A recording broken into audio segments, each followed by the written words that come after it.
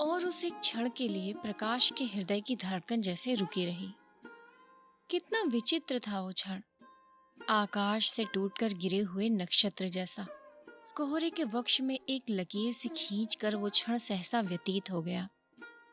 कोहरे में से गुजर कर जाती हुई आकृतियों को उसने एक बार फिर ध्यान से देखा। क्या यह संभव था कि व्यक्ति की आंखें इस हद तक उसे धोखा दे?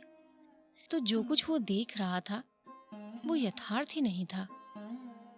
कुछ ही क्षण पहले जब वो कमरे से निकलकर बालकनी पर आया था, तो क्या उसने कल्पना में भी ये सोचा था कि आकाश के ओर छोर तक फैले हुए कोहरे में गहरे पानी की निचली सतह पर तैरती हुई मछलियों जैसी जो आकृतियां नजर आ रही हैं, उनमें कहीं वे दो आकृतियां भी होंगी?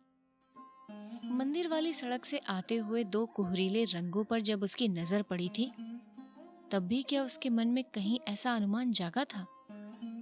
फिर भी ना जाने क्यों उसे लग रहा था जैसे बहुत समय से, बल्कि कई दिनों से वो उनके वहां से गुजरने की प्रतीक्षा कर रहा हो।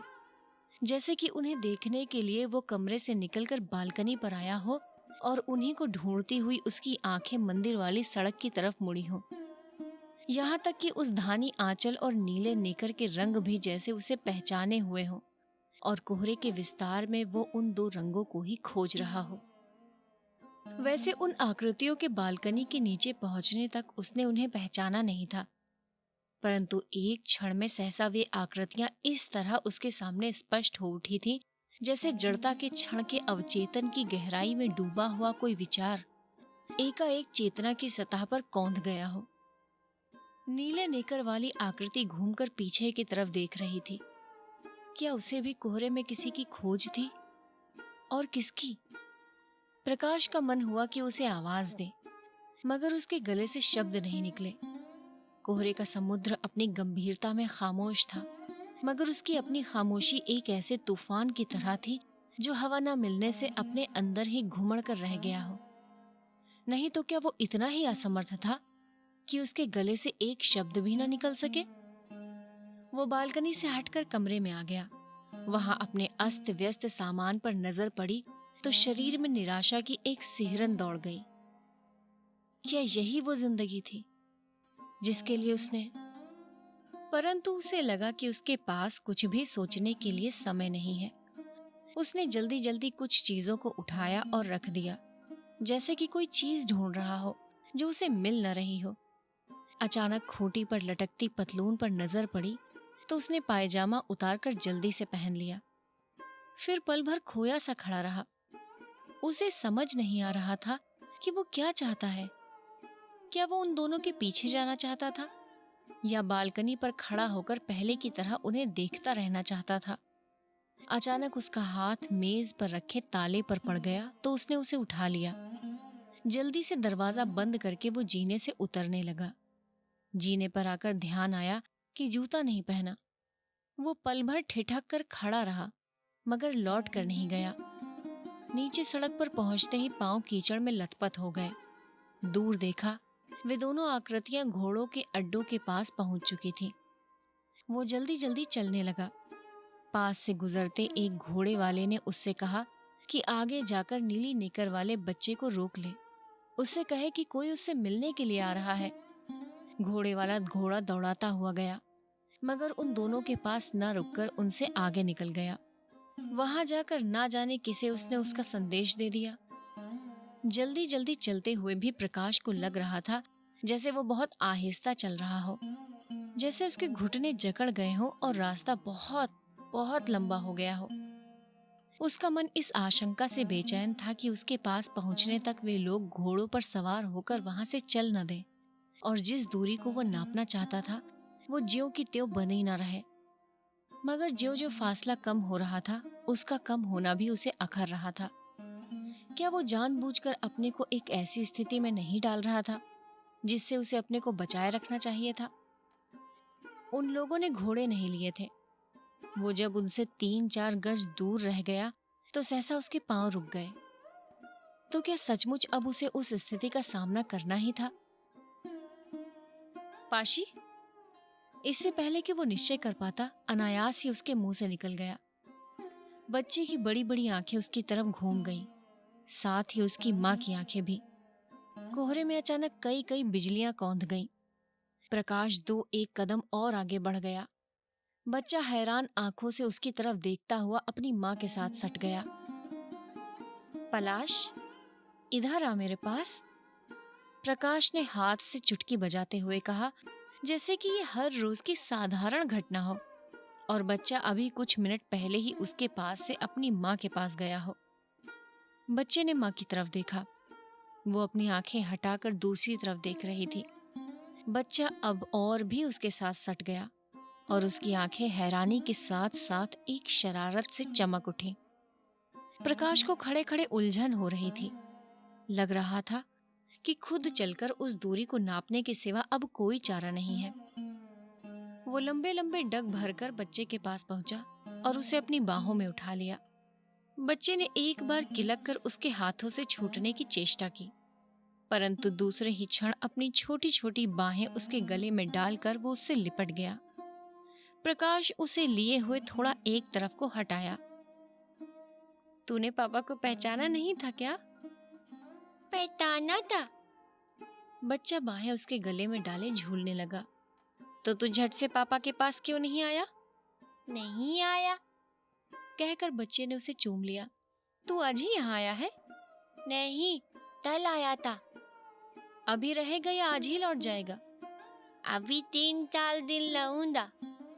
तो पापा के पास मिलने आएगा ना? आऊंगा। प्रकाश ने एक बार उसे अच्छी तरह अपने साथ सटाकर चूम लिया तो बच्चा किलक कर उसके माथे, आंखों और गालों को जगह जगह चूमने लगा। कैसा बच्चा है? पास खड़े एक कश्मीरी मजदूर ने सिर हिलाते हुए कहा। तुम ता लेते हो? बच्चा बाहें उसी तरह उसकी गर्दन में डाले जैसे उसे अच्छी तरह देखने के लिए थोड़ा पीछे को हट गया। वहां, प्रकाश ने दूर अपनी बालकनी की तरफ इशारा किया। तू कब तक वहां आएगा? अभी ऊपर दातल दूध पीऊंगा, उछते बाद तुम्हारे पास आऊंगा। बच्चे ने अब अपनी माँ की तरफ देखा और उसकी बाहों में से निकलने के लिए मचलने लगा। मैं वहां बालकनी में कुर्सी डालकर बैठा रहूंगा और तेरा इंतजार करूंगा। बच्चा बाहों से उतरकर अपनी माँ की तरफ भाग गया तो प्रकाश ने पीछे से कहा। क्षण भर के लिए उसकी आंखें बच्चे की माँ से मिल गईं, परंतु अगले ही क्षण दोनों दूसरी तरफ देखने लगे। बच्चा जाकर माँ की टांगों से लिपट गया। वो कोहरे के पार देवदारों की धुंधली रेखाओं को देखते हुए बोली, तुझे दूध पीकर आज खेलन मर्ग नहीं चलना है? नहीं, बच्चे ने उसकी टांगों के सहारे उछलते हुए सपाट जवाब दिया। मैं दूध पीतल पापा ते पास जाऊंगा। 3 दिन 3 रातों से आकाश घिरा था। कोहरा धीरे धीरे इतना घना हो गया था कि बालकनी से आगे कोई रूप, कोई रंग नजर नहीं आता था। आकाश की पारदर्शिता पर जैसे गाढ़ा सफेदा पोत दिया गया था। ज्यों ज्यों वक्त बीत रहा था, कोहरा और घना होता जा रहा था। कुर्सी पर बैठे हुए प्रकाश को किसी किसी क्षण महसूस होने लगता जैसे वो बालकनी पहाड़ियों से घिरे खुले विस्तार में न होकर अंतरिक्ष के किसी रहस्यमय प्रदेश में बनी हो। नीचे और ऊपर केवल आकाश ही आकाश हो। अतल में बालकनी की सत्ता अपने में पूर्ण और स्वतंत्र एक लोक की तरह हो। उसकी आंखें इस तरह एकटक सामने देख रही थी जैसे आकाश और कोहरे में उसे कोई अर्थ ढूंढना हो, अपनी बालकनी के वहां होने का रहस्य जानना हो। कोहरे के बादल कई कई रूप लेकर हवा में इधर उधर भटक रहे थे। अपनी गहराई में फैलते और सिमटते हुए वो अपनी थाह नहीं पा रहे थे। बीच में कहीं कहीं देवदारों की फुनगियां एक हरी लकीर की तरह बाहर निकली थी, कोहरीले आकाश पर लिखी गई एक अनुचित सी लिपि जैसी। देखते देखते वो लकीर भी गुम हुई जा रही थी। कोहरे का उफान उसे भी रहने देना नहीं चाहता था। लकीर को मिटते देखकर प्रकाश के स्नायुओं में एक तनाव सा भरा रहा था, जैसे किसी भी तरह वो उस लकीर को मिटने से बचा लेना चाहता हो। परंतु जब लकीर एक बार मिटकर फिर कोहरे से बाहर नहीं निकली तो उसने सिर पीछे को डाल लिया और खुद भी कोहरे में कोहरा होकर पड़ रहा। अतीत के कोहरे में कहीं वो दिन भी था जो 4 साल में अब तक बीत नहीं सका था। बच्चे की पहली वर्षगांठ थी उस दिन। वही उसके जीवन की भी सबसे बड़ी वर्षगांठ बन गई। ब्याह के कुछ महीने बाद से ही पति पत्नी अलग रहने लगे थे।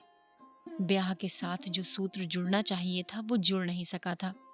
दोनों अलग अलग जगह काम करते थे और अपना अपना स्वतंत्र ताना बाना बुनकर जी रहे थे। लोकाचार के नाते साल 6 महीने में कभी एक बार मिल लिया करते थे। वो लोकाचार ही इस बच्चे को दुनिया में ले आया था। बीना समझती थी कि इस तरह जानबूझकर उसे फंसा दिया गया है। प्रकाश सोचता था कि अनजाने में ही उससे एक कसूर हो गया है। साल भर बच्चा माँ के पास ही रहा था। बीच में बच्चे की दादी 6-7 महीने उसके पास रह आई थी। पहली वर्षगांठ पर बीना ने लिखा था कि वो बच्चे को लेकर अपने पिता के पास लखनऊ जा रही है। वहीं पर बच्चे के जन्मदिन की पार्टी देगी। प्रकाश ने उसे तार दिया था कि वो भी उस दिन लखनऊ आएगा, अपने एक मित्र के यहाँ हजरतगंज में ठहरेगा। अच्छा होगा पार्टी वहीं दी जाए। लखनऊ के कुछ मित्रों को भी उसने सूचित कर दिया था कि बच्चे की वर्षगांठ के अवसर पर वे उसके साथ चाय पीने के लिए आएं। उसने सोचा था कि बीना उसे स्टेशन पर मिल जाएगी, परंतु वो नहीं मिली। हजरतगंज पहुंचकर नहा धो चुकने के बाद उसने बीना के पास संदेश भेजा कि वो वहां पहुंच गया है। कुछ लोग 4:30-5 बजे चाय पीने आएंगे। इससे पहले वो बच्चे को लेकर वहां जरूर आ जाए। मगर 5 बज गए, 6 बज गए, 7 बज गए, बीना बच्चे को लेकर नहीं आई। दूसरी बार संदेश भेजने पर पता चला कि वहां उन लोगों की पार्टी चल रही है। बीना ने कहला भेजा कि बच्चा 8 बजे तक खाली नहीं होगा, इसलिए वो अभी उसे लेकर नहीं आ सकती। प्रकाश ने अपने मित्रों को चाय पिलाकर विदा कर दिया। बच्चे के लिए खरीदे हुए उपहार बीना ने पिता के यहाँ भेज दिए। साथ में ये संदेश भेजा कि जब बच्चा खाली हो उसे थोड़ी देर के लिए उसके पास ले आया जाए। मगर 8 के बाद 9 बजे, 10 बजे, 12 बज गए, पर बीना ना तो खुद बच्चे को लेकर आई और ना ही उसने उसे किसी के साथ भेजा। वो रात भर सोया नहीं। उसके दिमाग को जैसे कोई छेनी से छीलता रहा। सुबह उसने फिर बीना के पास संदेश भेजा। इस बार बीना बच्चे को लेकर आ गई। उसने बताया कि रात को पार्टी देर तक चली, इसलिए उसका आना संभव नहीं हुआ। अगर सचमुच उसे बच्चे से प्यार था तो उसे चाहिए था कि उपहार लेकर खुद उनके यहाँ पार्टी में चला आता। उस दिन सुबह से शुरू हुई बातचीत आधी रात तक चलती रही। प्रकाश बार बार कहता रहा, बीना, मैं इसका पिता हूँ, उस नाते मुझे इतना अधिकार तो है ही कि मैं इसे अपने पास बुला सकूं। परंतु बीना का उत्तर था, आपके पास पिता का दिल होता तो आप पार्टी में ना आ जाते। ये तो एक आकस्मिक घटना ही है कि आप इसके पिता हैं। बीना, वो फटी फटी आंखों से उसके चेहरे की तरफ देखता रह गया। मैं समझ नहीं पा रहा हूं कि तुम दरअसल चाहती क्या हो। मैं कुछ भी नहीं चाहती। आपसे मैं क्या चाहूंगी? तुमने सोचा है कि तुम्हारे इस तरह व्यवहार करने से बच्चे का क्या होगा? जब हम अपने ही बारे में कुछ नहीं सोच सके तो इसके बारे में क्या सोचेंगे? क्या तुम पसंद करोगी कि बच्चे को मुझे सौंप दो और खुद स्वतंत्र हो जाओ? इसे आपको सौंप दूं? बीना के स्वर में वितृष्णा गहरी हो गई। किस चीज के भरोसे? कल को आपकी जिंदगी क्या होगी ये कौन कह सकता है? बच्चे को उस अनिश्चित जिंदगी के भरोसे छोड़ दूं, इतनी मूर्ख नहीं हूं मैं। तो क्या तुम यही चाहोगी कि इसका फैसला करने के लिए अदालत में जाया जाए? आप अदालत में जाना चाहें, मुझे कोई एतराज नहीं है। जरूरत पड़ने पर मैं सुप्रीम कोर्ट तक आपसे लड़ूंगी। आपका बच्चे पर कोई हक नहीं है। बच्चे को पिता से ज्यादा माँ की जरूरत होती है। कई दिन, कई सप्ताह वो मन ही मन संघर्ष करता रहा। जहां उसे दोनों न मिल सके वहां उसे माँ तो मिलनी ही चाहिए। अच्छा है मैं बच्चे की बात भूल जाऊं और नए सिरे से अपनी जिंदगी शुरू करने की कोशिश करूं। मगर फिजूल की भावुकता में कुछ नहीं रखा है। बच्चे अच्छे तो होते ही रहते हैं। संबंध विच्छेद करके फिर से ब्याह कर लिया जाए तो घर में और बच्चे हो जाएंगे। मन में इतना ही सोच लेना होगा कि इस बच्चे के साथ कोई दुर्घटना हो गई थी। सोचने सोचने में दिन, सप्ताह और महीने निकलते गए। मन में आशंका उठती, क्या सचमुच पहले की जिंदगी को मिटाकर इंसान नए सिरे से जिंदगी शुरू कर सकता है? जिंदगी के कुछ वर्षों को वो एक दुःस्वप्न की तरह भूलने का प्रयत्न करता है। कितने इंसान हैं जिनकी जिंदगी कहीं न कहीं किसी न किसी दोराहे से गलत दिशा की तरफ भटक जाती है।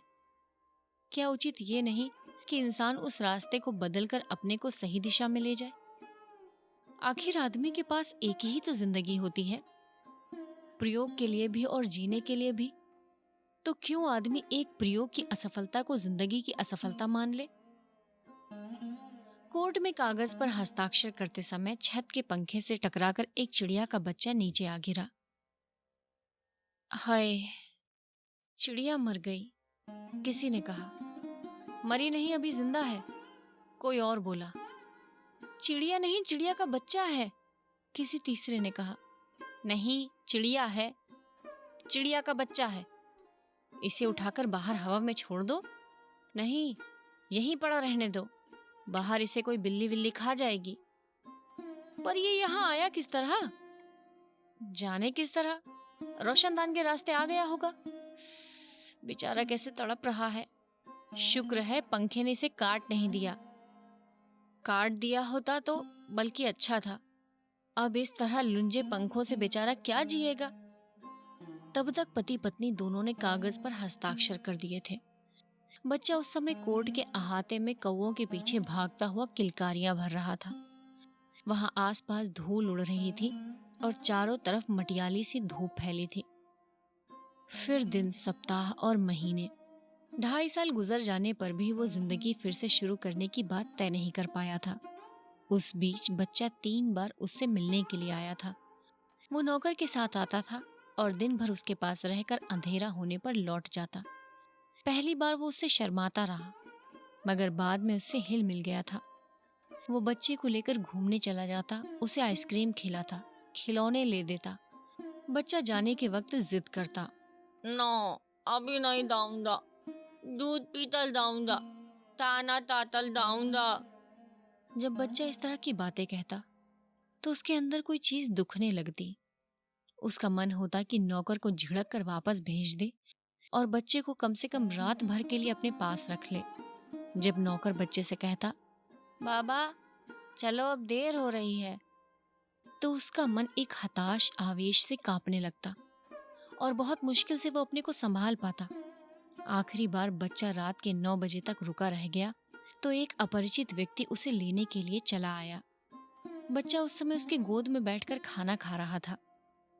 देखिए, अब बच्चे को भेज दीजिए, इसे बहुत देर हो गई है, उस अजनबी ने कहा। आप देख तो रहे हैं, बच्चा खाना खा रहा है। उसका मन हुआ कि मुक्का मारकर उस आदमी के दांत तोड़ दे। हाँ हाँ, आप खाना खिला लीजिए, अजनबी ने उदारता के साथ कहा। मैं नीचे इंतजार कर रहा हूँ। गुस्से के मारे उसके हाथ इस तरह कांपने लगे कि उसके लिए बच्चे को खाना खिलाना असंभव हो गया। जब नौकर बच्चे को लेकर चला गया तो उसने देखा कि बच्चे की टोपी वहीं रह गई है। वो टोपी लिए हुए दौड़कर नीचे पहुंचा तो देखा कि नौकर और अजनबी के अलावा बच्चे के साथ कोई और भी है, उसकी माँ। वे लोग 40-50 गज आगे चल रहे थे। उसने नौकर को आवाज दी तो चारों ने मुड़कर एक साथ उसकी तरफ देखा। फिर नौकर टोपी लेने के लिए लौट आया और शेष तीनों आगे चलने लगे। उस रात कंबल में मुंह सिर लपेटकर वो देर तक रोता रहा।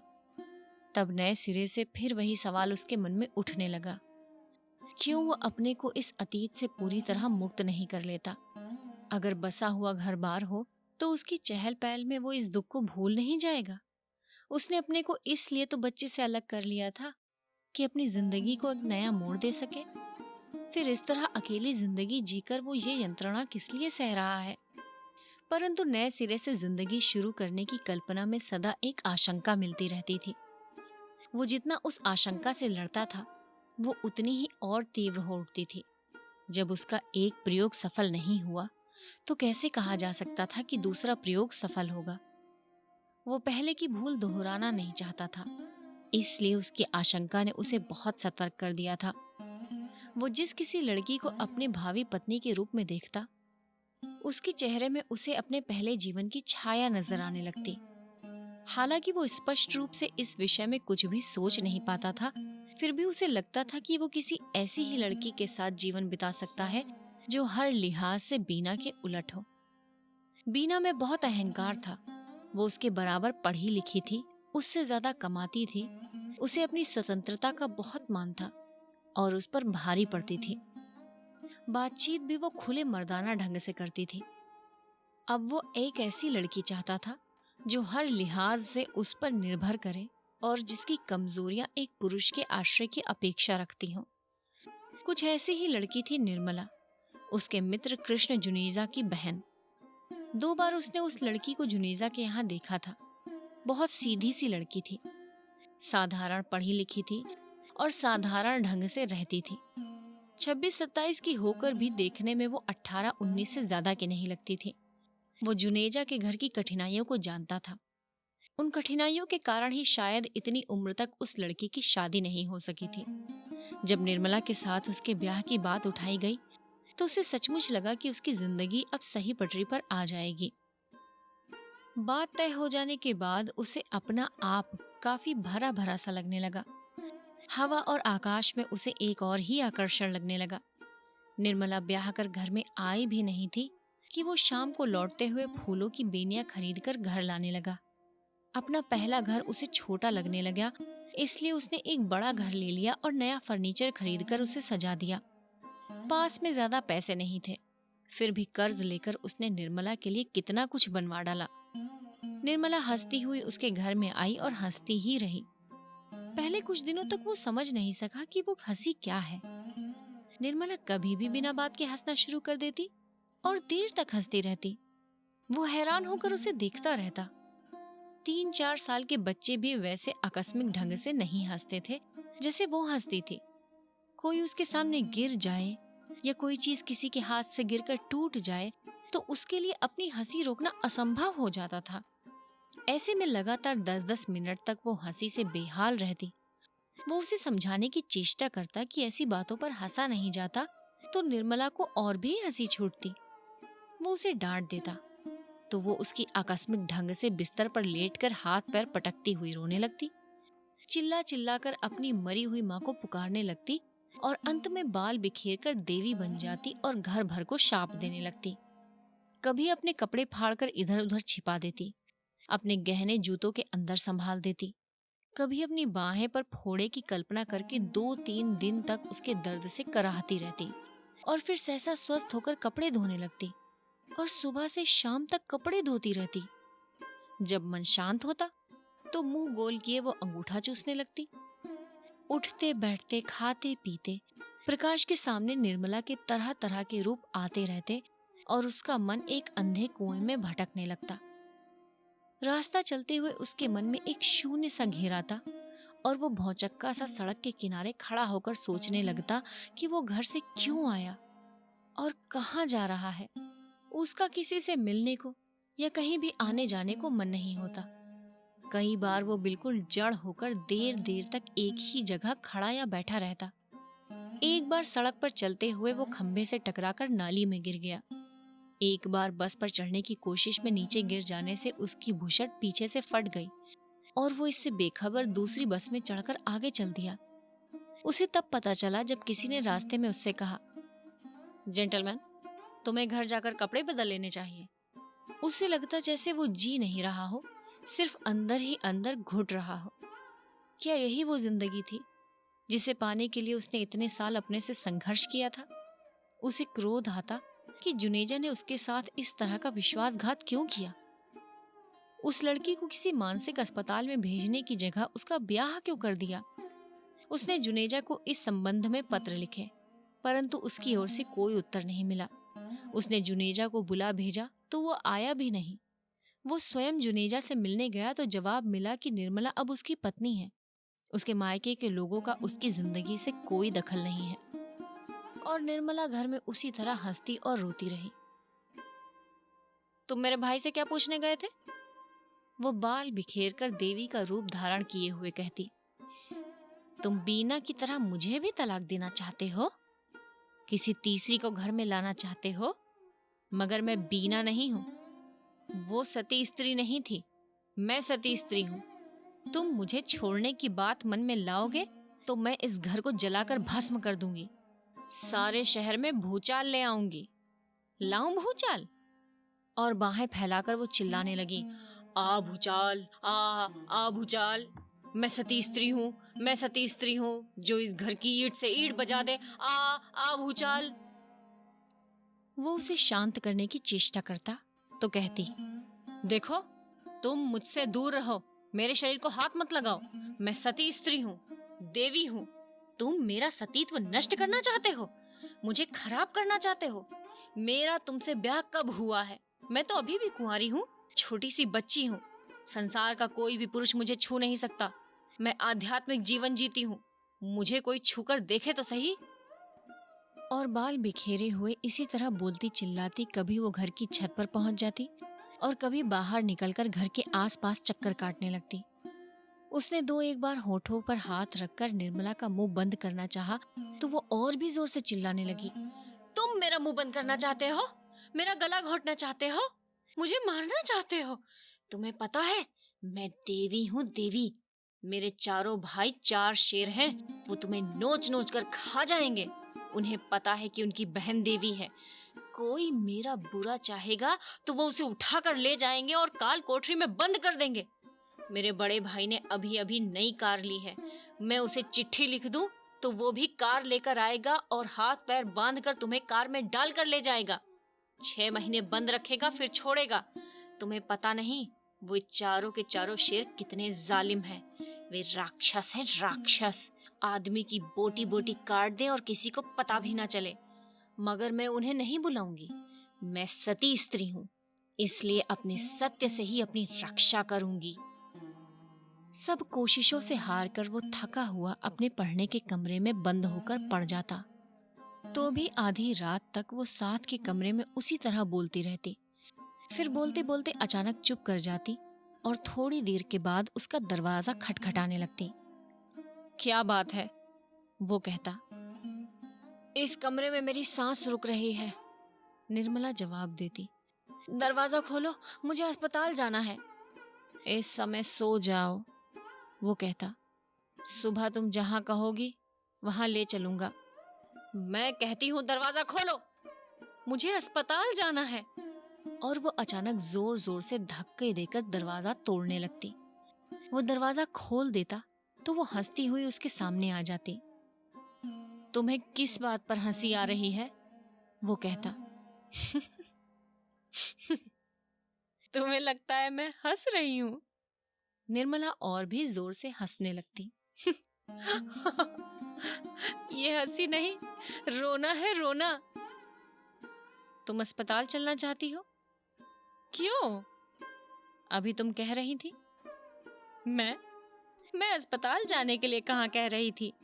मैं तो कह रही थी कि मुझे उस कमरे में डर लगता है। मैं यहाँ तुम्हारे पास सोऊंगी। देखो निर्मला, इस समय मेरा मन ठीक नहीं है। तुम बाद में चाहे मेरे पास आ जाना, मगर इस समय थोड़ी देर के लिए। मैं कहती हूँ मैं अकेले उस कमरे में नहीं सो सकती। मेरे जैसी छोटी सी बच्ची क्या कभी अकेले सो सकती है? तुम छोटी बच्ची नहीं हो निर्मला, तो तुम्हें मैं बड़ी नजर आती हूँ। एक छोटी सी बच्ची को बड़ी कहते तुम्हारे दिल को कुछ नहीं होता, इसलिए कि तुम मुझे अपने पास सुलाना नहीं चाहते। मगर मैं यहाँ से नहीं जाऊंगी, तुम्हें मुझे अपने साथ सुलाना पड़ेगा। मैं विधवा हूँ जो अकेली सोऊंगी? मैं सुहागन स्त्री हूँ। कोई सुहागन क्या कभी अकेले सोती है? मैं भावरे लेकर तुम्हारे घर में आई हूँ, ऐसे ही उठाकर नहीं लाई गई हूँ। देखती हूँ तुम मुझे कैसे उस कमरे में भेजते हो। और वो उसके पास लेटकर उसे लिपट जाती। कुछ देर में जब उसके स्नायु शांत हो चुकते तो लगातार उसे चूमती हुई कहती, मेरा सुहाग, मेरा चांद, मेरा राजा, मैं तुम्हें कभी अपने से अलग नहीं रख सकती। तुम मेरे साथ 136 साल की उम्र तक जियोगे। मुझे ये वर मिला है कि मैं 136 साल की उम्र तक सुहागन रहूंगी। जिसकी भी मुझसे शादी होती वो 136 साल की उम्र तक जीता। तुम देख लेना मेरी बात सच निकलती है या नहीं। मैं सती स्त्री हूँ और सती स्त्री के मुंह से निकली बात कभी झूठ नहीं होती। तुम सुबह मेरे साथ अस्पताल चलोगी? क्यों? मुझे क्या हुआ है जो मैं अस्पताल जाऊंगी? मुझे तो आज तक कभी सिर दर्द भी नहीं हुआ, मैं अस्पताल क्यों जाऊं? एक दिन प्रकाश उसके लिए कई किताबें खरीद लाया। उसने सोचा था कि शायद पढ़ने से निर्मला के मन को एक दिशा मिल जाए और वो धीरे धीरे अपने मन के अंधेरे से बाहर निकलने लगे। मगर निर्मला ने उन किताबों को देखा और मुंह बिचकाकर एक तरफ हटा दिया। ये किताबें मैं तुम्हारे पढ़ने के लिए लाया हूं, उसने कहा। मेरे पढ़ने के लिए? निर्मला हैरानी के साथ बोली। मैं इन किताबों को पढ़कर क्या करूंगी? मैंने तो मार्क्सवाद, मनोविज्ञान और सभी कुछ 14 साल की उम्र में ही पढ़ लिया था। अब इतनी बड़ी होकर मैं ये किताबें पढ़ने लगूंगी? और उसके पास से उठकर अंगूठा चूसती हुई वो दूसरे कमरे में चली गई। पापा! कोहरे के बादलों में भटका मन सहसा बालकनी पर लौट आया। खिलन मर्ग की सड़क पर बहुत से लोग घोड़े दौड़ाते जा रहे थे। एक धुंधले चित्र की बुझी बुझी आकृतियां, जैसे कुछ वैसी ही बुझी बुझी आकृतियां क्लब से बाहर बाजार की तरफ आ रही थी। बाईं तरफ से बर्फ से ढकी पहाड़ी की एक चोटी कोहरे से बाहर निकल आई थी और जाने किधर से आती धूप की एक किरण ने जिसे जगमगा दिया था। कोहरे में भटके हुए कुछ पक्षी उड़ते हुए उस चोटी के सामने आ गए तो सहसा उनके पंख सुनहरे हो उठे, मगर अगले ही क्षण वो फिर धुंधलके में खो गए। प्रकाश कुर्सी से उठ खड़ा हुआ और झांक कर नीचे सड़क की तरफ देखने लगा। क्या वो आवाज पलाश की नहीं थी? मगर सड़क पर दूर तक वैसी कोई आकृति नहीं दिखाई दे रही थी। आंखों से टूरिस्ट होटल के गेट तक जाकर वो लौट आया और गले पर हाथ रखकर जैसे निराशा की चुभन को रोके हुए फिर कुर्सी पर बैठ गया। 10 के बाद 11, 12 और फिर 1 बज गया था और बच्चा नहीं आया था। क्या बच्चे के पहले जन्मदिन की घटना आज फिर दोहराई जानी थी? मुट्ठियां बंद किए उन पर माथा रखकर वो बालकनी पर झुक गया। पापा! प्रकाश ने चौंक कर सिर उठाया। वही कोहरा और वही धुंधली सुनसान सड़क, दूर घोड़ों की टापें और धीमी चाल से उस तरफ को आता एक कश्मीरी मजदूर। क्या वो आवाज उसे अपने कानों के पर्दों के अंदर से ही सुनाई दे रही थी? तभी कानों के अंदर से 2 नन्हे पैरों की आवाज भी गूंज उठी और उसके पास बच्चे का स्वर किलक उठा, पापा! साथ ही 2 नन्ही बाहें उसके गले में लिपट गईं और बच्चे के झंडूले वाले बाल उसके होठों से छू गए। प्रकाश ने बच्चे के शरीर को सिर से पैर तक छू लिया, फिर उसके माथे और आंखों को हल्के से चूम लिया। तो मैं जाऊं पलाश? एक भूली हुई मगर परिचित आवाज ने प्रकाश को फिर से चौंका दिया। उसने घूमकर पीछे देखा। कमरे के दरवाजे के बाहर बीना दाईं तरफ ना जाने किस चीज पर आंखें गड़ाए खड़ी थी। आप अंदर आ जाइए आप, कहता हुआ वो बच्चे को बाहों में लिए हुए अस्त व्यस्त सा कुर्सी से उठ खड़ा हुआ। नहीं, मैं जा रही हूँ। बीना ने फिर भी उसकी तरफ नहीं देखा। मुझे बस इतना बता दीजिए कि बच्चा कब तक लौट कर आएगा। आप जब कहें तभी भेज दूंगा। प्रकाश बालकनी की दहलीज लांघकर कमरे में आ गया था। 4-5 बजे इसे दूध पीना होता है, तो 4 बजे तक मैं इसे वहां पहुंचा दूंगा। इसने हल्का सा स्वेटर ही पहन रखा है, दूसरे पुलोवर की जरूरत तो नहीं पड़ेगी। आप दे दीजिए, जरूरत पड़ेगी तो मैं इसे पहना दूंगा। बीना ने दहलीज के उस तरफ से पुलोवर उसकी तरफ बढ़ा दिया। उसने पुलोवर लेकर उसे शॉल की तरह बच्चे को उड़ा दिया। उसने बीना से फिर कहना चाहा कि अंदर आ जाए, मगर उससे कहा नहीं गया। बीना चुपचाप जीने की तरफ चल दी। प्रकाश कमरे से निकल आया। जीने से बीना ने कहा, देखिए, इसे आइसक्रीम वगैरह मत खिलाइएगा, इसका गला बहुत जल्दी खराब हो जाता है। अच्छा। बीना पल भर रुकी रही। शायद उसे और भी कुछ कहना था, मगर फिर बिना कुछ कहे नीचे उतर गई। बच्चा प्रकाश की बाहों में उछलता हुआ हाथ हिलाता रहा। मम्मी, टाटा टाटा। प्रकाश उसे लिए बालकनी पर लौट आया तो उसके गले में बाहें डालकर बोला, पापा, मैं आइसक्रीम जरूर खाऊंगा। हाँ हाँ बेटे। प्रकाश उसकी पीठ पर हाथ फेरने लगा। जो तुम्हारे मन में आए सो खाना। और कुछ देर वो अपने को, बालकनी को और यहाँ तक कि बच्चे को भी भूला हुआ सामने कोहरे में देखता रहा।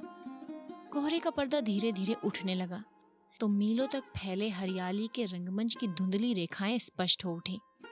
वे दोनों गोल्फ ग्राउंड पार करके क्लब की तरफ जा रहे थे। चलते हुए बच्चे ने पूछा, पापा, आपकी 2 टांगे क्यों होती है, 4 क्यों नहीं होती? प्रकाश ने चौंक कर उसकी तरफ देखा और कहा, अरे क्यों पापा? बच्चा बोला, तुमने अरे क्यों कहा? तू इतना साफ बोल सकता है तो अब तक तुतला कर क्यों बोल रहा था? प्रकाश ने उसे बाहों में उठाकर एक अभियुक्त की तरह सामने कर दिया। बच्चा खिलखिलाकर हंसा। प्रकाश को लगा कि ये वैसी ही हंसी है जैसे कभी वो स्वयं हंसा करता था। बच्चे के चेहरे की रेखाओं से भी उसे अपने बचपन के चेहरे की याद हो आई। उसे लगा जैसे एकाएक उसका 30 साल पहले का चेहरा उसके सामने आ गया हो और वो खुद उस चेहरे के सामने एक अभियुक्त की तरह खड़ा हो। मम्मी तो ऐसे ही अच्छा लगता है, बच्चे ने कहा। क्यों? मेरे तो नहीं पता, तुम मम्मी से पूछ लेना। तेरी मम्मी तुझे जोर से हंसने से भी मना करती हैं। प्रकाश को वो दिन याद आए जब उसके खिलखिलाकर हंसने पर बिना कानों पर हाथ रख लिया करती थी। बच्चे की बाहें उसकी गर्दन के पास कस गईं। हाँ, वो बोला, मम्मी कहती हैं अच्छे बच्चे जोल छे नहीं हंसते। प्रकाश ने उसे बाहों से उतार दिया। बच्चा उसकी उंगली पकड़े घास पर चलने लगा। क्यों पापा? उसने पूछा। अच्छे बच्चे जोल छे क्यों नहीं हंसते? हंसते हैं बेटा, प्रकाश ने उसके चेहरे को सहलाते हुए कहा।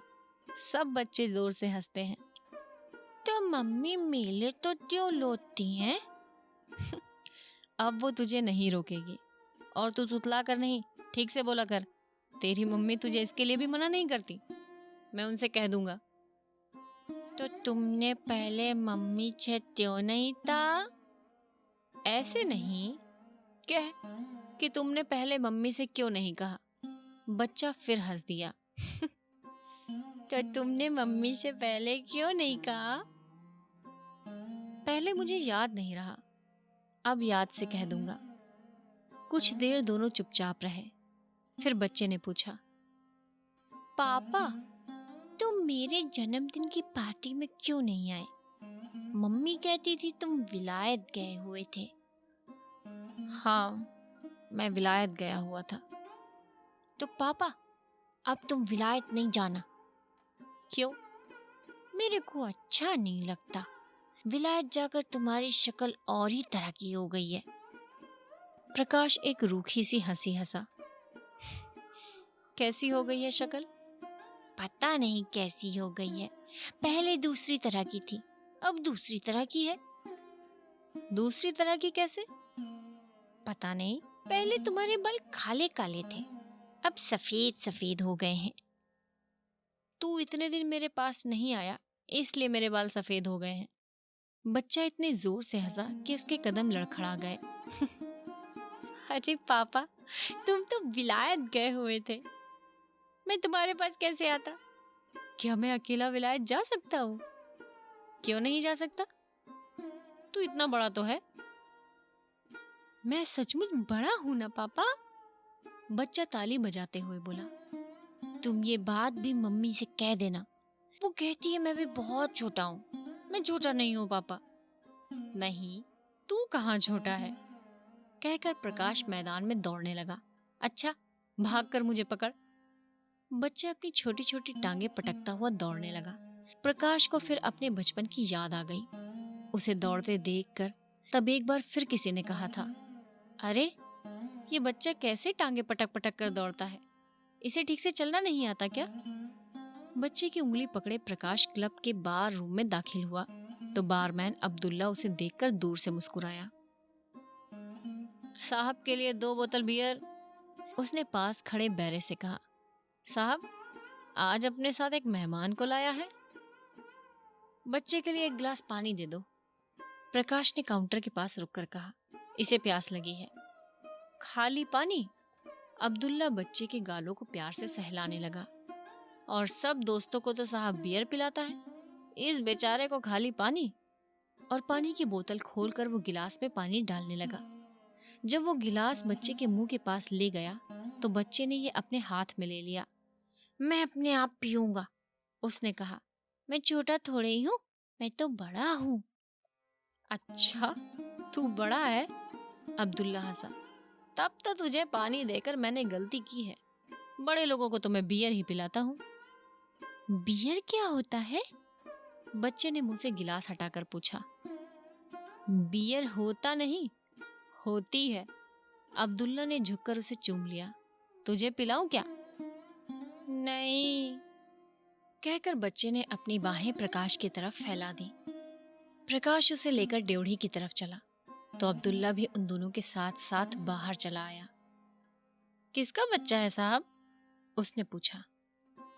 मेरा लड़का है, कहकर प्रकाश बच्चे को सीढ़ी से नीचे उतारने लगा। अब्दुल्ला हंस दिया। साहब बहुत खुशदिल आदमी है, उसने कहा। क्यों? अब्दुल्ला हंसता हुआ सिर हिलाने लगा। आपका भी जवाब नहीं है। प्रकाश गुस्से में कुछ कहने को हुआ मगर अपने को रोककर बच्चे को लिए हुए आगे चल दिया। अब्दुल्ला ड्योढ़ी में रुककर पीछे से सिर हिलाता रहा। बैरा शेर मोहम्मद अंदर से निकल कर आया तो वो फिर खिलखिलाकर हंस दिया। क्या बात है, अकेला खड़ा कैसे हंस रहा है? शेर मोहम्मद ने पूछा। साहब का भी जवाब नहीं है, अब्दुल्ला किसी तरह हंसी पर काबू पाकर बोला। किस साहब का जवाब नहीं है? उस साहब का। अब्दुल्ला ने प्रकाश की तरफ इशारा किया। उस दिन बोलता था कि इसने इसी साल शादी की है और बोलता है कि ये 5 साल का बाबा इसका लड़का है। जब आया था तो अकेला है और आज इसके लड़का भी हो गया। प्रकाश ने एक बार घूमकर तीखी नजर से उसकी तरफ देख लिया। अब्दुल्ला एक बार फिर खिलखिला उठा। ऐसा खुशदिल आदमी मैंने आज तक नहीं देखा। पापा, घास हरी क्यों होती है, लाल क्यों नहीं होती? क्लब से निकलकर प्रकाश ने बच्चे को एक घोड़ा किराए पर ले दिया था। लेनिन मर्ग को जाने वाली पगडंडी पर वो खुद उसके साथ साथ पैदल चल रहा था। घास के रेशमी फैलाव पर कोहरे का आकाश इस तरह झुका था जैसे वासना का उन्माद फिर से उसे घिर आने के लिए प्रेरित कर रहा हो। बच्चा उत्सुक आंखों से आसपास की पहाड़ियों और सामने से बहकर जाती पानी की पतली धार को देख रहा था। कभी कुछ क्षण वो अपने को भूला रहता, फिर अपने अंदर के किसी भाव से प्रेरित होकर काठी पर उछलने लगता। हर चीज का अपना रंग होता है, प्रकाश ने बच्चे की जांघ को हाथ से दबाए हुए कहा और कुछ देर खुद भी हरियाली के फैलाव में खोया रहा। हर चीज का अपना रंग क्यों होता है? क्योंकि कुदरत की बात है बेटे। कुदरत ने हर चीज का अपना रंग बना दिया है। कुदरत क्या होती है? प्रकाश ने झुककर उसकी जांघ को चूम लिया। कुदरत ये होती है, उसने कहा। जांघ पर गुदगुदी होने से बच्चा भी हंसने लगा। तुम झूठ बोलते हो, उसने कहा। क्यों? तुमको इसका पता ही नहीं है। अच्छा, मुझे पता नहीं है तो तू बता, घास का रंग हरा क्यों होता है? घास मिट्टी के अंदर से पैदा होती है, इसलिए इसका रंग हरा होता है। अच्छा, तुझे इसका कैसे पता चल गया? बच्चा उछलता हुआ लगाम को झटकने लगा। मेरे को मम्मी ने बताया था। प्रकाश के होठों पर एक विकृत सी मुस्कुराहट आ गई। उसे लगा जैसे आज भी उसके और बीना के बीच एक द्वंद्व युद्ध चल रहा हो और बीना उस द्वंद्व में उस पर भारी पड़ने की चेष्टा कर रही हो। तेरी मम्मी ने तुझे और क्या क्या बता रखा है? वो बच्चे को थपथपा कर बोला। ये भी बता रखा है कि आदमी की 2 टांगे क्यों होती हैं और 4 क्यों नहीं? हाँ, मम्मी कहती थी कि आदमी की 2 टांगे इसलिए होती हैं कि वो आधा जमीन पर चलता है, आधा आसमान में। अच्छा। प्रकाश के होठों पर हंसी और मन में उदासी की एक रेखा फैल गई। मुझे इसका पता नहीं था। तुमको तो कुछ भी पता नहीं है पापा, बच्चा बोला। इतने बड़े होकर भी पता नहीं है। घास, बर्फ और आकाश के रंग दिन में कई कई बार बदल जाते थे। बदलते रंगों के साथ मन भी और से और होने लगता था। सुबह उठते ही प्रकाश बच्चे के आने की प्रतीक्षा करने लगता। बार बार वो बालकनी पर जाता और टूरिस्ट होटल की तरफ देखता हुआ देर तक वहां खड़ा रहता। नाश्ता करने या खाना खाने जाने के लिए भी वो वहां से नहीं हटना चाहता था। उसे डर था कि बच्चा इस बीच वहां आकर लौट न जाए। 3 दिन में उसे साथ लिए वो कितनी ही बार घूमने के लिए गया था। उसके घोड़े के पीछे पीछे दौड़ा था और उसके साथ घास पर लौटता रहा था। कभी एक दोस्त की तरह वो उसके साथ खिलखिलाकर हंसता, कभी एक नौकर की तरह उसके हर आदेश का पालन करता। बच्चा जानबूझकर रास्ते के कीचड़ में अपने पांव लथपथ कर लेता और होंठ बिसोर कर कहता, पापा पांव धो दो। वो उसे उठाए इधर उधर पानी ढूंढता फिरता। बच्चे को वो जिस किसी कोण से देखता, उस कोण से उसकी तस्वीर ले लेना चाहता था। जब बच्चा थक जाता और लौटकर अपनी मम्मी के पास जाने की जिद करने लगता, तो वो उसे तरह तरह के लालच देकर अपने पास रोक लेना चाहता था। एक बार उसने बच्चे को अपनी माँ के साथ दूर से आते देखा और उतरकर नीचे चला गया। जब वो पास पहुंचा तो बच्चा दौड़कर उसकी तरफ आने की जगह माँ के साथ फोटोग्राफर की दुकान के अंदर चला गया। वो कुछ देर तक सड़क पर रुका रहा, फिर ये सोचकर ऊपर चला आया कि फोटोग्राफर की दुकान से निकलकर बच्चा अपने आप ऊपर आ जाएगा। मगर बालकनी पर खड़े खड़े उसने देखा कि बच्चा दुकान से निकलकर उस तरफ आने के बजाय हट के साथ अपनी माँ का हाथ खींचता हुआ उसे वापस टूरिस्ट होटल की तरफ ले जा रहा है। उसका मन हुआ कि फिर नीचे जाकर बच्चे को अपने साथ ले आए, मगर कोई चीज उसके पैरों को रोके रही और वो वहीं खड़ा उसे देखता रहा। शाम तक न जाने कितनी बार वो बालकनी पर आया और कितनी कितनी देर वहां खड़ा रहा। आखिर उससे नहीं रहा गया तो उसने नीचे जाकर कुछ चेरी खरीदी और बच्चे को देने के बहाने टूरिस्ट होटल की तरफ चल दिया। अभी वो टूरिस्ट होटल से कुछ फासले पर था कि बच्चा अपनी माँ के साथ बाहर आता दिखाई दिया, मगर उस पर नजर पड़ते ही वो वापस होटल की गैलरी में भाग गया। प्रकाश जहाँ था वहीं खड़ा रहा। पल भर के लिए उसकी आंखें बीना से मिली। उसे लगा कि बीना का चेहरा पहले से कुछ सांवला हो गया है और उसकी आंखों के नीचे स्याह दायरे उभर आए हैं। वो पहले से काफी दुबली भी लग रही थी। कुछ पल रुके रहने के बाद प्रकाश आगे बढ़ गया और चेरी वाला लिफाफा बीना की तरफ बढ़ाकर खुश्क गले से बोला, ये मैं बच्चे के लिए लाया था। बीना ने लिफाफा ले लिया, मगर लेते हुए उसकी आंखें दूसरी तरफ मुड़ गईं। पलाश, उसने कुछ अस्थिर आवाज में बच्चे को पुकारा। ये ले, तेरे पापा चेरी लाए हैं। मैं नहीं लेता, बच्चे ने गैलरी से कहा और भागकर और भी दूर चला गया। बीना ने एक असहाय नजर बच्चे पर डाली और प्रकाश की तरफ देखकर बोली, कहता है मैं पापा से नहीं बोलूंगा। वो सुबह रुके क्यों नहीं, चले क्यों गए थे? प्रकाश बीना को उत्तर ना देकर गैलरी में चला गया और कुछ दूर बच्चे का पीछा करके उसने उसे बाहों में उठा लिया। मैं तुमसे नहीं बोलूंगा, कभी नहीं बोलूंगा। बच्चा अपने को छुड़ाने की चेष्टा करने लगा। ऐसी क्या बात है? प्रकाश उसे पुचकारने की चेष्टा करने लगा। पापा से इस तरह नाराज होते हैं क्या? तुमने मेरी तस्वीरें क्यों नहीं देखी? कहाँ थी तस्वीरें? मुझे तो पता ही नहीं था। पता क्यों नहीं था? तुम दुकान के बाहर से ही क्यों चले गए थे? अच्छा ला, पहले तेरी तस्वीरें देखें, फिर घूमने चलेंगे।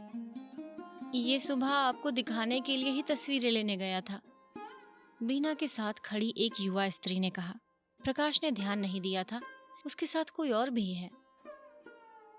तस्वीरें मेरे पास थोड़ी हैं, उसी के पास है। सुबह फोटोग्राफर ने नेगेटिव दिखाए थे, पॉजिटिव वो अब इस वक्त देगा, उसी स्त्री ने फिर कहा। तो चल, पहले दुकान पर चलकर तेरी तस्वीरें ले ले। हाँ, देखे तो सही कैसी तस्वीरें हैं, कहकर प्रकाश फोटोग्राफर की दुकान की तरफ चलने लगा। मैं मम्मी के साथ लेकर जाऊंगा, बच्चे ने उसकी बाहों में मचलते हुए कहा। हाँ हाँ, तेरी मम्मी भी साथ आ रही है। प्रकाश ने एक निरुपाय सी दृष्टि से पीछे की तरफ देख लिया, जैसे किसी अदृश्य व्यक्ति से कहा, देखिए आप भी साथ आ जाइए, नहीं तो ये रोने लगेगा। बीना होठ दांतों में दबाए हुए कुछ क्षण आंखें झपकती रही, फिर चुपचाप उसके साथ चल दी। फोटोग्राफर की दुकान में दाखिल होते ही बच्चा प्रकाश की बाहों से उतर गया और आदेश के स्वर में फोटोग्राफर से बोला, मेरे पापा को मेरी तस्वीरें दिखाओ। उसके स्वर से कुछ ऐसा भी लगता था जैसे वो अपने पर लगाए गए किसी अभियोग का उत्तर दे रहा हो। फोटोग्राफर ने तस्वीरें निकालकर मेज पर फैला दी तो बच्चा एक एक तस्वीर उठाकर प्रकाश को दिखाने लगा।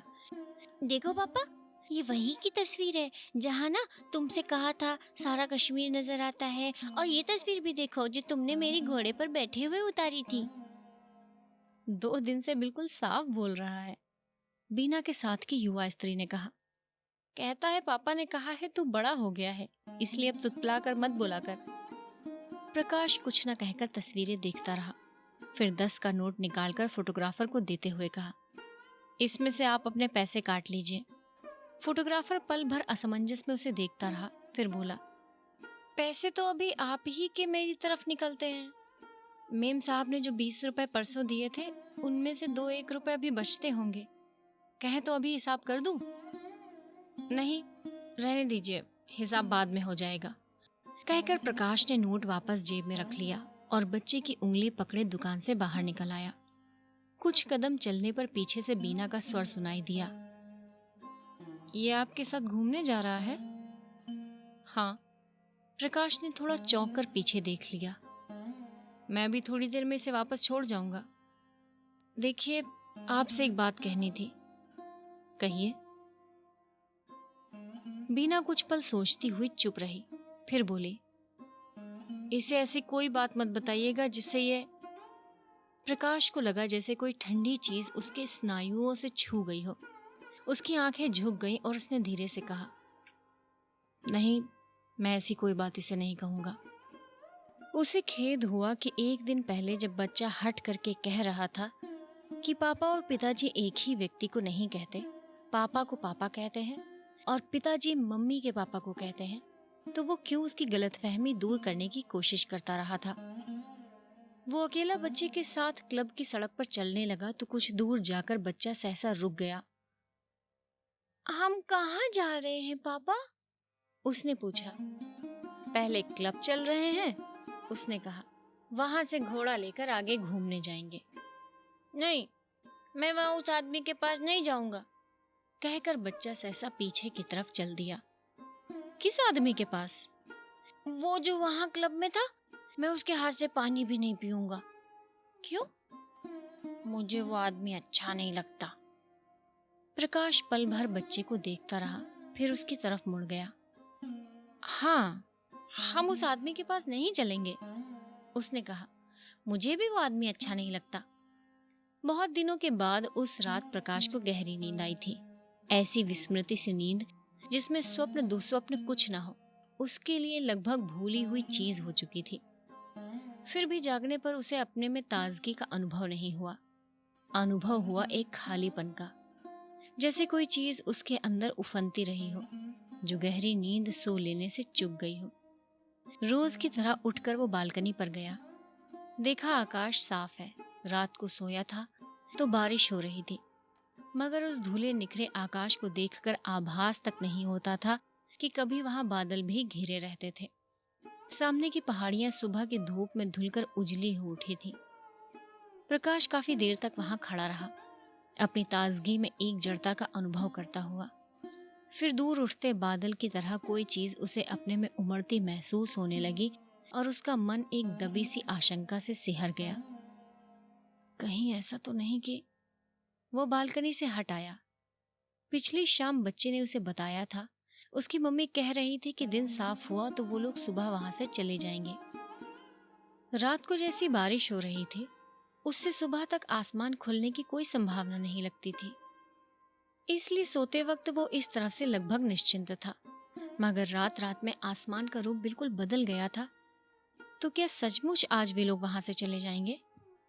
उसने कमरे में बिखरे सामान को देखा। कुछ इनी गिनी चीजें थी। चाहा कि उन्हें सहेज दे, मगर किसी भी चीज को रखने उठाने को मन नहीं हुआ। बिस्तर को देखा, उसमें रोज से बहुत कम सिलवटें थी।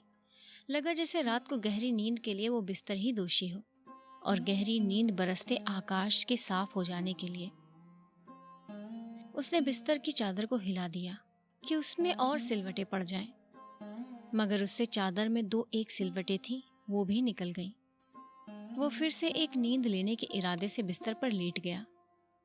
शरीर में थकान बिल्कुल नहीं थी, इसलिए नींद नहीं आई। कुछ देर करवटें लेने के बाद वो नहाने धोने के लिए उठ गया। लड़खड़ाते कदमों से सुबह धीरे धीरे दोपहर की तरफ बढ़ने लगी। इससे उसके मन को कुछ सहारा मिला। वो चाह रहा था कि इसी तरह शाम हो जाए और फिर रात, और बच्चा उसे विदा लेने ना आए। मगर जब दोपहर भी ढलने लगी और बच्चा नहीं आया, तो उसके मन में एक और आशंका सिर उठाने लगी। वो सोचने लगा, कहीं ऐसा तो नहीं कि उसकी मम्मी सुबह सुबह ही उसे लेकर वहां से चली गई हो। वो बार बार बालकनी पर जाता, एक धड़कती आशा लिए हुए। बार बार टूरिस्ट होटल की सड़क पर नजर दौड़ाता और पहले से अधिक अस्थिर होकर कमरे में लौट आता। उसकी धमनियों में लहू की हर बूंद उत्कंठित और व्याकुल थी। उसने सुबह से कुछ खाया नहीं था, इसलिए भूख भी उसे परेशान कर रही थी। कुछ देर बाद कमरा बंद करके वो खाना खाने चला गया। बड़े बड़े कौर निगल कर किसी तरह 2 रोटियां गले से उतारी और जल्दी से वापस चला आया।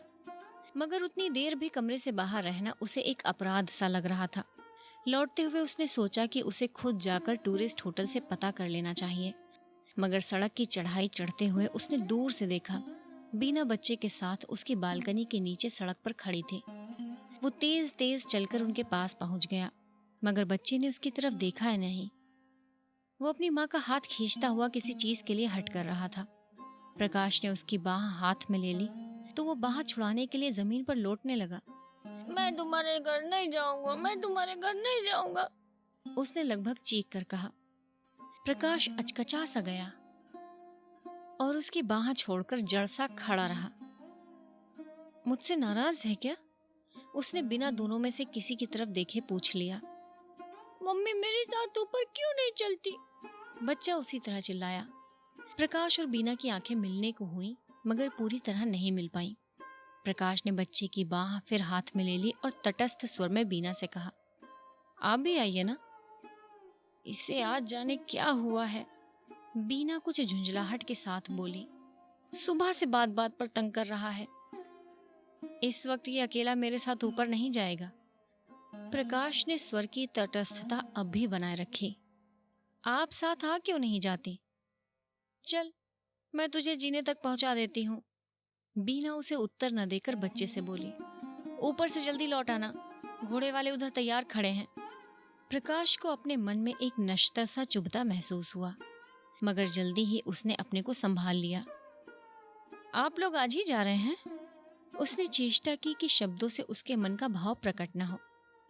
जी हाँ, बीना दूसरी तरफ देखती रही। जाना तो सुबह ही था, मगर इसके जिद की वजह से इतनी देर हो गई।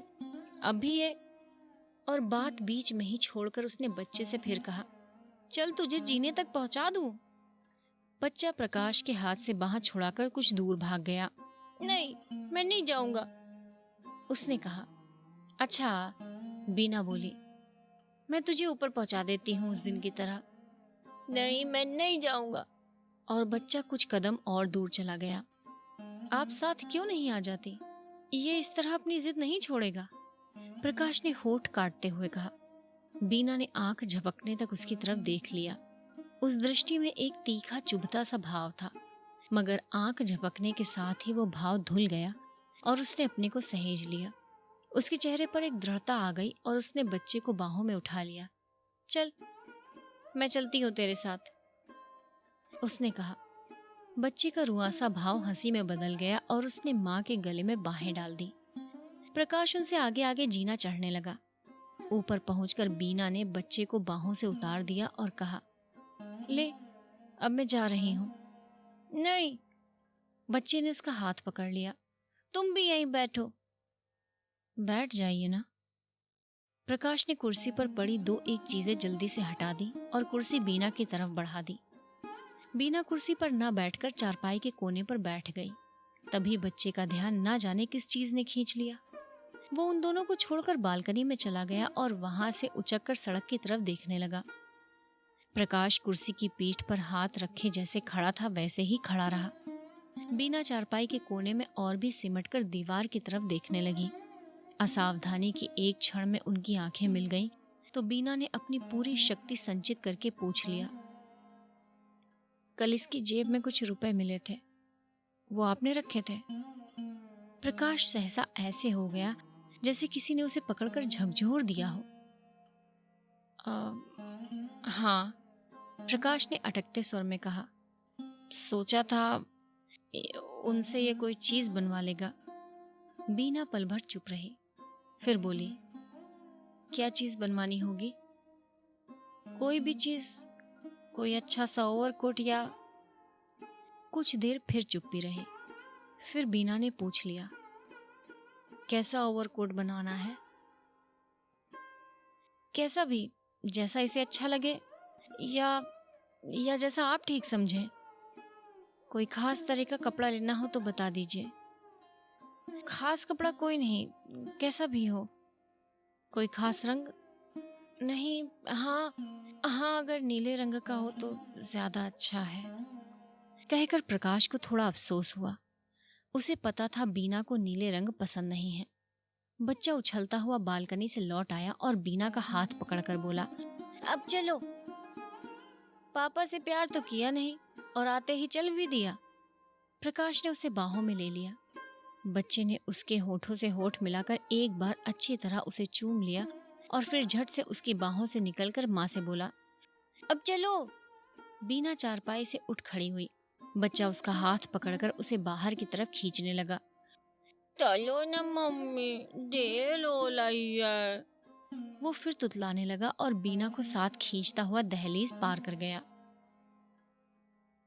तू जाकर पापा को चिट्ठी लिखेगा ना? प्रकाश ने पीछे से आवाज दी। लिखूंगा। मगर उसने पीछे मुड़कर नहीं देखा। पीछे मुड़कर देखा एक बार बीना ने और जल्दी से आंखें हटा ली। आंखों की कोरों में अटके आंसू उसने बहने नहीं दिए। तूने पापा को टाटा नहीं किया? उसने बच्चे के कंधे पर हाथ रखे हुए कहा। टाटा पापा। बच्चे ने बिना पीछे की तरफ देखे हाथ हिलाया और जीने से बीना के साथ उतरने लगा। आधे जीने से फिर उसकी आवाज सुनाई दी। पापा का धल अच्छा नहीं है मम्मी, हमारा धल अच्छा है। पापा के धल में तो छामानी नहीं है। तू अब चुप करेगा कि नहीं? बीना ने उसे झिड़क दिया। जो मुंह में आता है बोलता जाता है। नहीं तुपलाऊंगा, नहीं तुपलाऊंगा, नहीं तुपलाऊंगा। बच्चे का स्वर फिर रुआंसा हो गया और वो तेज तेज नीचे उतरने लगा। पापा ता धल दंदा, पापा ता धल तू। रात होते होते आकाश फिर घिराया। प्रकाश क्लब के बाररूम में बैठा एक के बाद एक बियर की बोतलें खाली करता रहा। बारमैन अब्दुल्ला लोगों के लिए रम और विस्की के पैक डालता हुआ बार बार कनखियों से उनकी तरफ देखता रहा था। लगता है आज साहब ने कहीं से बड़ा माल मारा है, उसने एकाध बार शेर मोहम्मद से कहा। आगे कभी एक बोतल से ज्यादा नहीं पीता था और आज 4-4 बोतलें पीकर भी बस करने का नाम नहीं ले रहा है। शेर मोहम्मद ने सिर्फ मुंह बिचका दिया और अपने काम में लगा रहा। प्रकाश की आंखें अब्दुल्ला से मिली तो अब्दुल्ला मुस्कुरा दिया। प्रकाश कुछ क्षण इस तरह उसे देखता रहा जैसे वो आदमी न होकर एक धुंधला सा साया हो, और सामने का गिलास परे सरकाकर उठ खड़ा हुआ।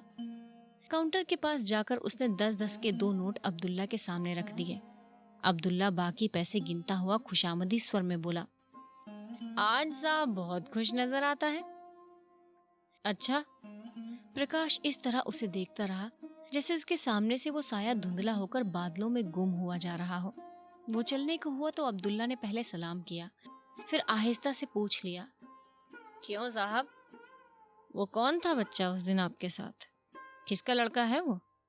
प्रकाश को लगा जैसे साया अब बिल्कुल गुम हो गया हो और सामने सिर्फ बादल बादल घिरा रह गया हो। उसने जैसे बादल को चीर कर देखने की चेष्टा करते हुए कहा, कौन लड़का? अब्दुल्ला पल भर भौचक्का सा हो गया, फिर खिलखिलाकर हंस पड़ा।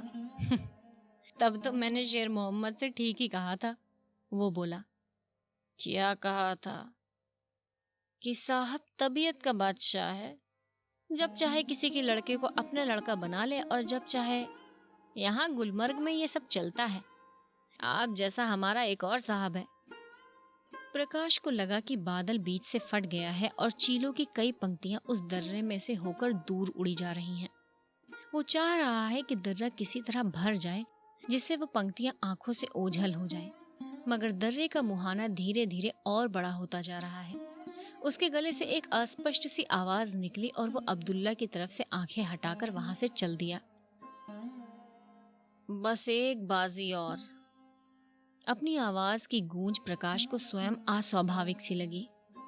उसके साथियों ने हल्का सा विरोध किया, मगर पत्ते एक बार फिर बंटने लगे। कार्डरूम तब तक लगभग खाली हो चुका था। कुछ देर पहले तक वहां काफी चहल पहल थी। कई कई नाजुक हाथों से पत्तों की नाजुक चालें चली जा रही थी और तिरपाइयों पर शीशे के नाजुक गिलास रखे उठाए जा रहे थे। मगर अब आसपास चार चार खाली कुर्सियों से घिरी चौकोर मेजें ही रह गई थी, जो बहुत अकेली और उदास लग रही थी। पॉलिश की चमक के बावजूद उनमें एक वीरानगी उभर आई थी। दीवार में बुखारी की आग कब की ठंडी पड़ चुकी थी। जाली के उस तरफ कुछ बुझे अनबुझे अंगारे रह गए थे, सर्दी से ठिठुर कर स्याह पड़ते और राख में गुम होते हुए। उसने पत्ते उठा लिए। हर बार की तरह इस बार भी सब बेमेल पत्ते थे।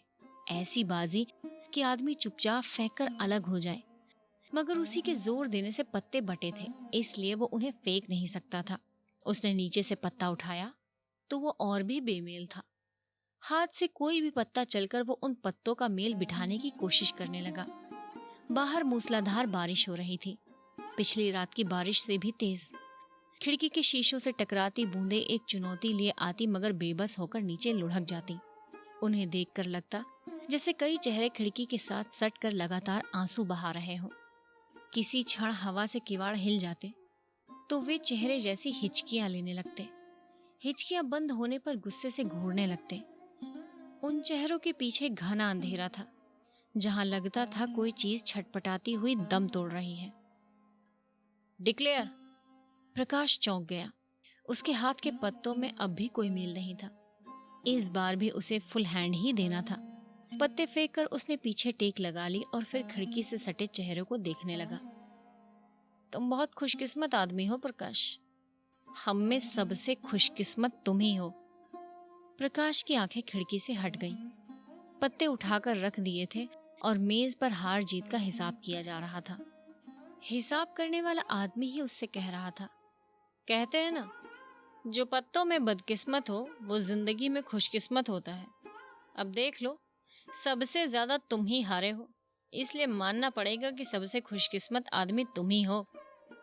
प्रकाश ने अपने नाम के आगे लिखे जोड़ को देखा। पल भर के लिए उसकी धड़कन बढ़ गई कि जेब में उतने पैसे हैं भी या नहीं। उसने पूरी जेब खाली कर ली। लगभग हारी हुई रकम के बराबर ही पैसे थे। रकम अदा कर देने के बाद दो एक छोटे सिक्के ही उसके पास बचे रहे और उनके साथ वो अंतर्देशीय पत्र जो शाम की डाक से आया था और जिसे जेब में रखकर वो क्लब चलाया था। पत्र निर्मला का था, जो उसने अब तक खोलकर पढ़ा नहीं था। जेब में पड़े पड़े वो काफी मुचड़ गया था। निर्मला के अक्षरों पर नजर पड़ते ही उसके कई कई चेहरे उसके सामने उभरने लगे। उसके हाथ का एक एक अक्षर जैसे एक एक चेहरा हो। घर से चलने के दिन भी वो उसके कितने कितने चेहरे देख कर आया था। एक चेहरा हंस रहा था, एक रो रहा था, एक बाल खुले जोर जोर से चिल्ला रहा था और धमकियां दे रहा था, और एक एक भूखी आंखों से उसके शरीर को निगलना चाह रहा था। उसने अपनी जरूरत का कुछ सामान साथ लाना चाहा था तो एक चेहरा उसके साथ कुश्ती करने पर उतारू हो गया था। निर्मला, उसने हताश होकर कहा था, तुम्हें इस तरह गुत्थम गुत्था होते हुए शर्म नहीं आती? क्यों? निर्मला हंस दी थी। मर्द और औरत रात दिन गुत्थम गुत्था नहीं होते हैं क्या? वो बिना एक कमीज तक साथ लिए घर से निकल आया। बनियान, तौलिया, कंघा, कमीज, सब कुछ उसने आते हुए रास्ते में खरीदा था। ये सोचने के लिए वो नहीं रुका था कि उसके पास जो 400-500 रुपए हैं वो इस तरह कितने दिन चलेंगे। बिछाने ओढ़ने का सारा सामान भी उसने वहां से किराए पर लिया था और वहां आने के चौथे पांचवें दिन से ही निर्मला के पत्र आने शुरू हो गए थे। वो उसके किसी मित्र के यहाँ जाकर उसका पता ले आई थी। उन पत्रों में भी निर्मला के सब चेहरे झलक रहे थे। वो सख्त बीमार है और अस्पताल जा रही है।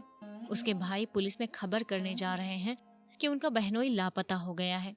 वो रात दिन बेचैन रहती है और दीवारों से पूछती रहती है कि उसका पति कहाँ है। वो जोगन का वेश धारण करके जंगलों में जा रही है। 2 दिन के अंदर अंदर पत्र का उत्तर ना आया तो उसके भाई उसे हवाई जहाज में बिठाकर वहां भेज देंगे। उसके छोटे भाई ने उसे बहुत पीटा है कि वो अपने खसम के पास क्यों नहीं जाती।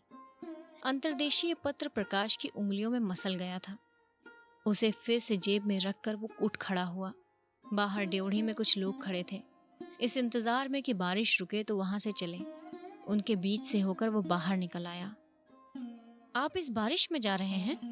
किसी ने पूछ लिया। उसने उत्तर नहीं दिया और चुपचाप कच्चे रास्ते पर चलने लगा। सामने नीडोज होटल की बत्तियां जगमगा रही थी। बाकी सब तरफ दाएं बाएं और ऊपर नीचे अंधेरा ही था। क्लब के अहाते से निकलकर वो सड़क पर पहुंचा तो पानी और तेज हो गया। उसका सिर पूरा भीग गया था और पानी की धारें गर्दन से होकर कमीज के अंदर जा रही थी। हाथ पैर सुन्न हो रहे थे। फिर आंखों में एक जलन सी महसूस हो रही थी। कीचड़ से लथपथ जूता चलने में आवाज करता तो शरीर में कोई चीज झंझना जाती। तभी एक नई सिहरन उसके शरीर में दौड़ गई। उसे लगा कि वो सड़क पर अकेला नहीं है, कोई और भी अपने नन्हे नन्हे पांव पटकता हुआ उसके साथ चल रहा है। रास्ते की नाली पर बना लकड़ी का पुल पार करते हुए उसने घूमकर पीछे देख लिया। उसके साथ साथ चल रहा था एक भीगा कुत्ता, कान झटकता हुआ, खामोश और अंतर्मुख।